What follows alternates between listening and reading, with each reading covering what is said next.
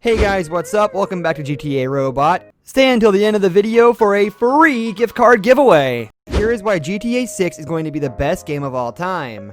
Number 8, better real estate system. As opposed to the GTA 5 online real estate system where players can openly buy any property they please, the GTA Story Mode real estate system was very disappointing to fans.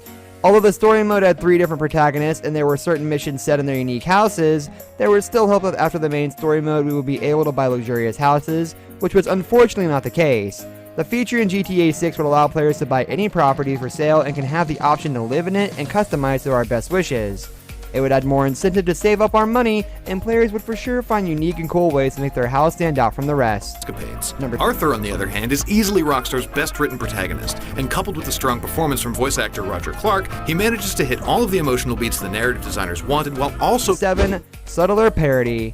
Dan Houser has his strength as a writer, but when he goes for satire, particularly in GTA, he wields it like a sledgehammer. That isn't to say that it isn't funny or effective, but it never fails to take me out of the game. Every commercial, billboard, ad, and product in GTA 5 is winking at the camera so hard that it might sprain something. Like a background gag in Mel Brooks' movie, whether it's Sprunk, Bleeder, Life Invader, or Taco Bomb, most of the businesses in GTA's warped version of Americana are explicitly busting on themselves in their own ad copy. It's like they're all trying to sell products via reverse psychology by claiming how dumb they are to their own prospective customers. Evangelical always sprung out at me in particular as a jewelry store that explicitly advertises that it sells blood diamonds and has the tagline replacing charm since 1852. Making fun of everything it can reach is a proud, honorable GTA tradition, but it needs to be just a little more subtle than this to work as part of what's ostensibly a pseudo-realistic tone. It's fine to have a game where everyone is stupid, selfish, corrupt, psychotic, or all 4 at once, but I shouldn't be wondering why every restaurant in the game appears to be in a suicide pact with its advertising firm. now what? Number 6, returning characters. Grand Theft Auto has a thing for returning characters, even if it's in small roles or brief throwaway lines. As such, many players expect GTA 6 to contain at least a few returning characters from past games, and we're certainly not against it. Now there's a major difference between major character and brief aside or cameo, and we hope it's the latter. Leave the past in the past, but there's nothing wrong with a little peek back for nostalgia's sake. Number 5, entirely first person. If you believe GTA will be fully compatible with virtual reality gaming, then it is not too far-fetched to believe that the game could be completely first person. After all, VR gaming is predicated on being able to play it from that perspective. Like many entries on this list, if it were to come to pass, it could be quite divisive amongst the fans. Hopefully, just like GTA 5, FPS mode will be optional with players able to revert back to third person. With the way things are going though, they may promote first person as a default way to play.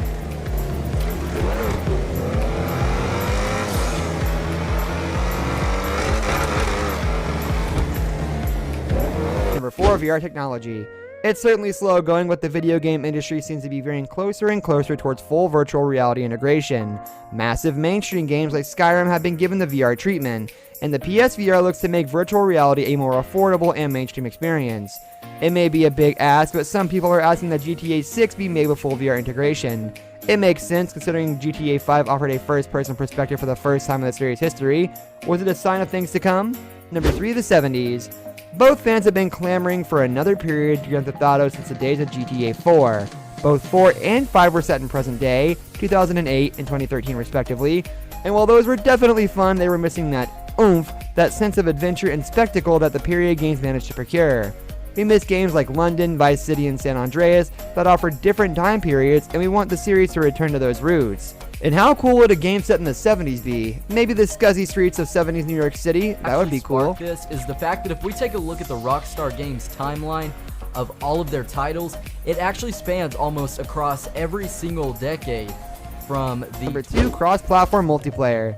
An extremely intriguing concept that would have friends with multiple different consoles salivating at the thought of it. This happened with games in kind for Xbox and PC, but considering that Microsoft owns and develops Xbox, it's not hugely remarkable and actually makes sense. However, PlayStation and Xbox, being very similar consoles with a lot of games in kind of an identical demographic being developed by rival companies, would find it much more difficult to make it work. That said, if any game can make this happen, it'd be a juggernaut like GTA 6. Number 1, destructible environments. One of the many entries on this list that would be seen as not essential and surplus to requirements, however, there are a core of gamers out there that crave maximum realism in their video games, and besides, destructible environments do exist in games, such as Crysis and Red Faction 2. One of the criticisms often leveled at the series is a lack of interactive indoor environments. Given the number of buildings, it's kinda understandable, so if they increase those, this could be the next logical step in immersion. If nothing else, it gives gamers something else We to actually complain get about. to do some, I don't know, crazy stuff. It just makes it look more realistic, and also it would add more realism if people were to, I don't know, get hired and come out and actually. This brings us into our video. I hope you enjoyed it. Hit a like if you did, and don't forget to subscribe to our channel so you don't miss out on any of our videos in the future. Also watch the 2 videos that are on your screen because I'm sure you'll love them. With that, I'll see you in the next video.